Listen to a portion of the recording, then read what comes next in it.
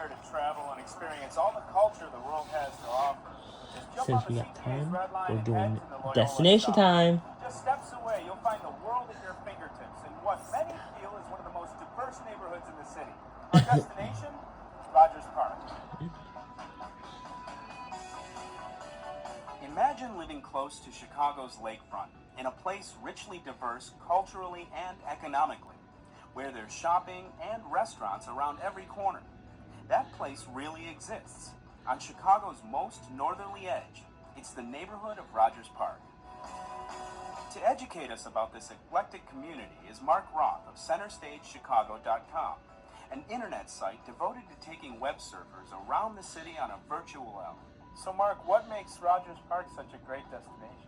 Well, I'd have to say it's probably the eclectic mix and diversity around here. The populations gives you a lot of different things to do. Plus, you're only 10 miles north of the Loop. So between Loyola University and the campus life that's there and the Indian and Pakistani community that's on Devon Avenue, you've got the beatnik hipster element that's right on Sheridan Road near really good beach access up on the eastern side. Of course, for students, there's a diversity of academic subjects to choose from at Loyola University.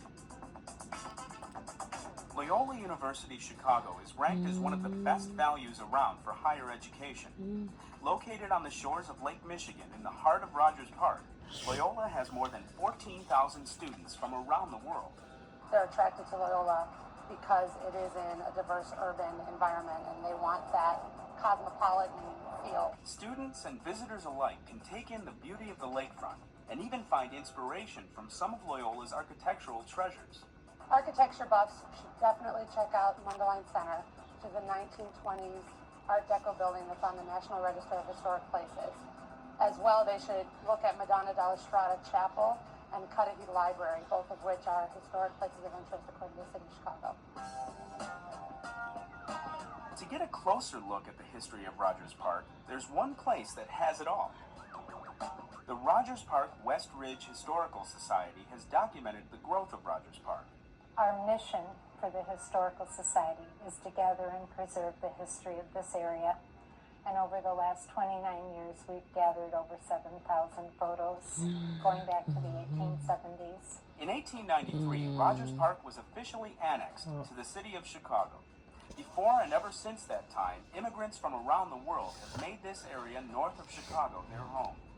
There was originally mostly European settlers, and then over the years, like more recently, there's been a lot more of the Orthodox Jews. There's been burgeoning of the Indian and Pakistani community out on Devon, which is why Rogers Park is one of the most culturally diverse neighborhoods in Chicago, if not America. Devon is the perfect avenue to take for that multicultural experience you won't soon forget. There are so many Indian and Pakistani restaurants you won't know where to begin. And sprinkled throughout are Russian establishments and Jewish bakeries. But that's not all. Besides probably 20 million different little electronic shops where you can buy stuff wholesale, gray market. And I know people who come up here from downtown just to get the ethnic groceries. Devon Avenue, Loyola, and everything else there is to see in Rogers Park can be accessed by the CTA. Here's how. The next thing we're gonna run is new Wi-Fi.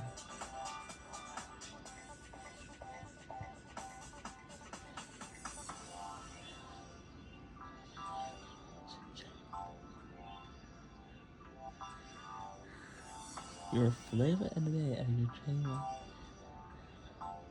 There's so many things to do, you're going to keep busy the whole time. Between Devon Avenue, the Way, Rogers Park, Loyola, you've got so many options, you can't do anything but have a good time. So whether you're a student or just a visitor, Rogers Park can be an education in history, culture, and fun. And to take you there, catch a ride on the CTA.